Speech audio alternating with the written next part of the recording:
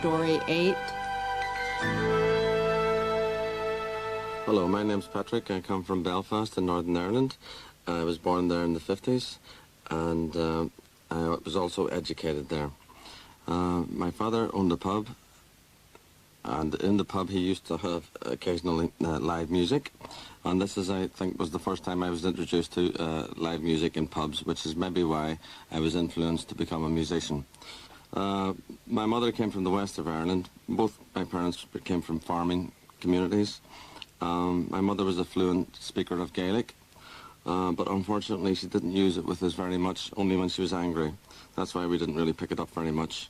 My father was from Northern Ireland, but in the west of Northern Ireland, County Tyrone. Ancestors, there is one famous ancestor who was an archbishop of Tuam in the County Galway, who wrote many books on various subjects concerning the famine days in Ireland. I was educated first of all, I started nursery school at the age of 3, and after that moved on to primary school at the age of 5, where I stayed until I was 11 years old, having moved on then to secondary school, where I did the usual thing with studying for O-levels and A-levels exams. I took 7 different subjects in it, and passed 6. Was never very good at mathematics. Went on to college after that to learn for basic accountancy, where I got fairly bored with it, and I started to play music. My parents wanted me to continue my college studies, but unfortunately I was too fond of music to do this. So instead I joined a rock and roll band and began touring around the whole of Ireland at the same time as other groups like Thin Lizzy and people like that were doing this sort of thing. So that was my main job. I had some other jobs as well, but not for very long. Then the trouble broke out in Northern Ireland in 1969, and I remember coming back from a concert in Derry, driving back to Belfast, and it was the night in August, the 15th of August, where internment was introduced, and the whole city looked as if it was on fire. So we arrived amid smoke and complete confusion. A few months after that, I decided that it would probably be safer for me to leave Northern Ireland, like many people before me, and move to England. So I actually moved to London in 1972. Whereupon I started many jobs. I was a driver, I was working in factories, I was working in restaurants, I was working in bars. I just did about every job I could think of there. I didn't start music immediately in London because I had the need to earn a steady wage every week. I was working in all sorts of different menial jobs. After that, I slowly started getting into bands, playing bass guitar and singing. The first band I got into was a band that wrote original music. We began playing in pubs around London, and it was a 5-piece band with quite an unusual taste, perhaps with Genesis-type music and things like that. I then started to get more serious about my music, and eventually I started to join some half-well-known bands and began recording in studios around London.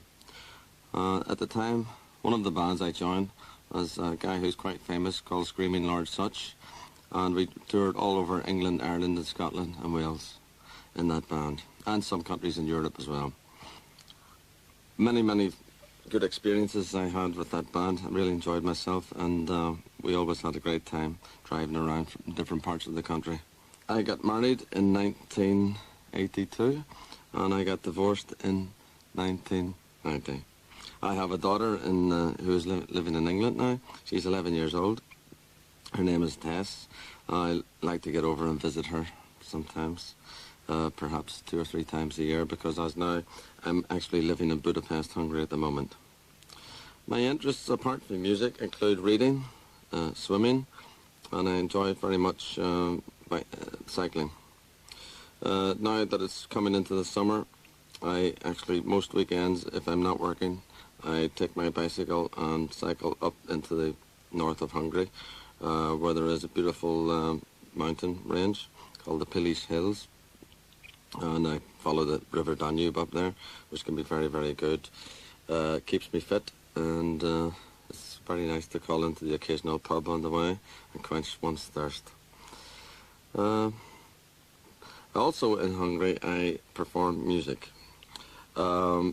with parties, and people invite me to play sometimes. Some of these can turn out to be quite interesting parties. I find that Hungarians are very interested in Irish folk music and Irish traditional music. They listen to it with great enthusiasm, and since I've been here now, I think 4 years altogether in Hungary, I've learned to speak a little bit of Hungarian, though it's a very, very difficult language. The grammar especially is very hard, not to mention the pronunciation.